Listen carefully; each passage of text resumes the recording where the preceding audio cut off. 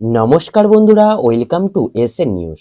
তো বন্ধুরা, আশা করি সবাই ভালো আছো এবং সুস্থ আছো।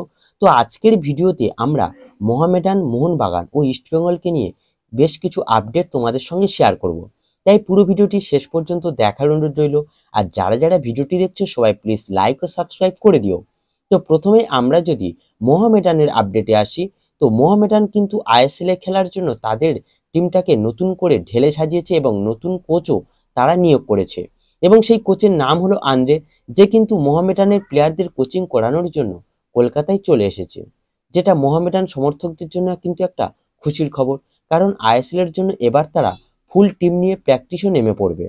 তো এরপর আমরা যদি একটু অ্যালেক্স হাজিকে নিয়ে কথা বলি, তো অ্যালেক্স হাজিকে নিয়ে কিন্তু কলকাতার দুই প্রধানের মধ্যে টানাটানি শুরু হয়ে গেছে, কিন্তু এখনো সই করাতে পারেনি কেউ। তবে সই না করানোর পিছনে অবশ্য একটা কারণ আছে, সেটা হলো হায়দ্রাবাদ কিন্তু এখনো অ্যালেক্স হাজিকে ছেড়ে দেয়নি। তবে পিএসজিতে অ্যালেক্স হাজি গেছে এবং খুব তাড়াতাড়ি অন্য দলে খেলার ছাড়পত্র পেয়ে যাবে বলে মনে করা হচ্ছে। এবার ছাড়পত্র পেয়ে গেলে সে কোন দলে সই করবে, এটা কিন্তু একটা বড় প্রশ্নের। ইস্টবেঙ্গল প্রায় 4 মাস ধরে অ্যালেক্স হাজিকে রাজি করানোর প্রচুর চেষ্টা করে আসছে, কিন্তু তারা পারেনি। আবার মোহনবাগান থেকে আনোয়ার চলে যাওয়ায় মোহনবাগানও চেষ্টা করছে অ্যালেক্স হাজিকে দলে নেওয়ার। এবার দেখো, অ্যালেক্স হাজি যদি ইস্টবেঙ্গলে সই করে তাহলে কিন্তু সে ব্যাকআপ প্লেয়ার হিসেবেই দলে খেলবে, কারণ অলরেডি ইস্টবেঙ্গলের কাছে আনোয়ার আলীর মতো একজন ডিফেন্ডার রয়েছে। আর আনোয়ারের আগে কখনোই অ্যালেক্স হাজি দলে চান্স পাবে না, কারণ অ্যালেক্স হাজি আর আনোয়ারের তুল্যমূল্য বিচার করলে আনোয়ার অনেক এগিয়ে থাকবে অ্যালেক্স হাজির থেকে।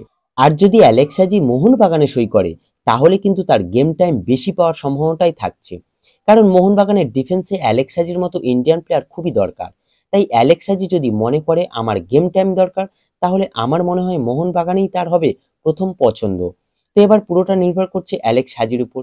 তবে অ্যালেক্স হাজিকে নিয়ে যেটুকু আপডেট পেলাম তাতে করে ইস্ট বেঙ্গলেই যাওয়ার চান্স সব থেকে বেশি, কারণ ইস্ট বেঙ্গল তার সঙ্গে 4 মাস ধরে কথা বলছে এবং তাকে পাওয়ার ব্যাপারে কিন্তু অনেকটাই আশাবাদী ইস্টবেঙ্গল ম্যানেজমেন্ট। তো এবার অ্যালেক্স হাজি কোন দলে সই করে সেটা কিন্তু সময় বলবে। আর তোমাদের কি মনে হয় যে অ্যালেক্স হাজির কোন দলে সই করা উচিত, তা অবশ্যই তোমাদের ওপিনিয়ন কিন্তু কমেন্টে জানিয়ে দিও। তো গাইস, এই ভিডিওতে এই আপডেটটি জানানোর ছিল।